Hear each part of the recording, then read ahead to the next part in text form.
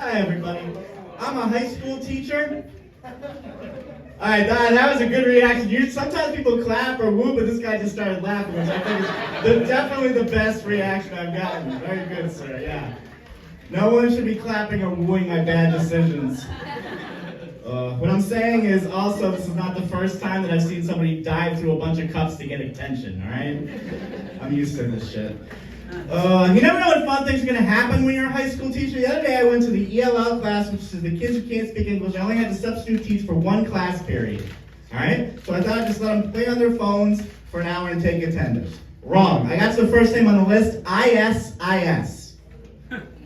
Like the terrorist organization, right? So I'm like, ISIS, they're just looking at me, they don't understand. I'm like, IS, they can't speak English, they don't understand what I'm saying. I had noticed that the principal walked in right as I went up to these Middle Eastern kids and said, "Are you ISIS? Are you ISIS? Are you ISIS?" Yeah, I got to have a really fun meeting that day. I have problems with the kids who speak English as well. One of the kids the other day said, "Miss Newton, other kids say you look like the Lorax."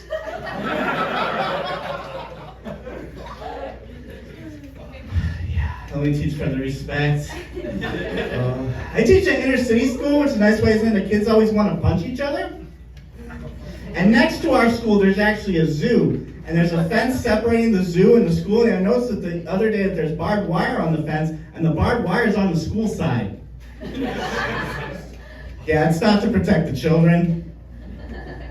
Our school colors are black and orange, and we have an animal mascot. I'm going to do a little bit of audience participation, all right? I'm going to do 1, 2, 3. You guys are going to tell me what the animal is, all right? So just black and orange. 1, 2, 3. Somebody did a kazoo for that. I've gotten a lot of weird reactions, but I've never gotten a kazoo before. All right, most people seem to be a tiger, though, but it's not tiger. It's polar bear. Yeah, that weirdness that you're feeling inside your head, that's how I feel every day when I go into school. Oh, these kids, I just don't know. I had this kid, because I'm a history teacher the other day, I was teaching them about the Holocaust, and I said, Hitler killed 6 million Jews, and this one kid looked right at me and said, "That's not the worst thing that Hitler did." And me, because I'm not that smart, said, "What's the worst thing that Hitler did?" And this kid looked right at me and said, "Hitler did your mom." Yep. Oh, God.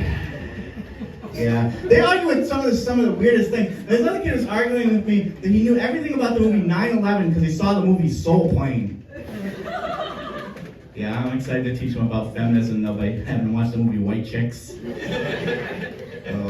I don't just work with kids, I also have kids of my own. Every day I go into my daughter's room and I say, "Princess, it's time to get ready for school." And she just looks right at me and says, "Die in a hole."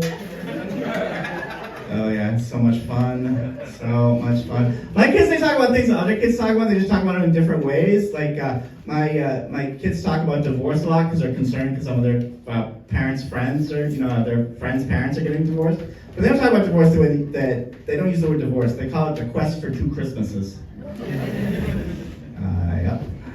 My son, he's a little smaller version of me. The other day he came up with a rap name for himself. I'm like, "What's a rap name for a smaller version of me?" He says, "Rap name is Little Ritz." All right. Little Ritz? Yeah, why Little Ritz? He said, "Because I'm a tiny cracker." Yeah. That's what I'm dealing with. He's 12, and he's growing up a little bit. He's asking questions now that are a little bit more uncomfortable. The other day we're driving a car, and he says, "Dad, what's 69? Don't worry, because the story gets so much worse, because my 15-year-old was also in the car, and they said, "Dad doesn't know what 69 is because he's never done it." Oh, yeah. So now I have to decide. I've been disrespected by a 15-year-old, right? So I have to decide what I'm going to say to tell her that was not good, but also, I'm a mature, responsible adult, so I have to handle it in a certain way. So I said the only thing I could. "Yeah, I know what 69 is. I've done a lot with your mom. I don't know where these kids get their disrespect from. One of these days I'll figure it out.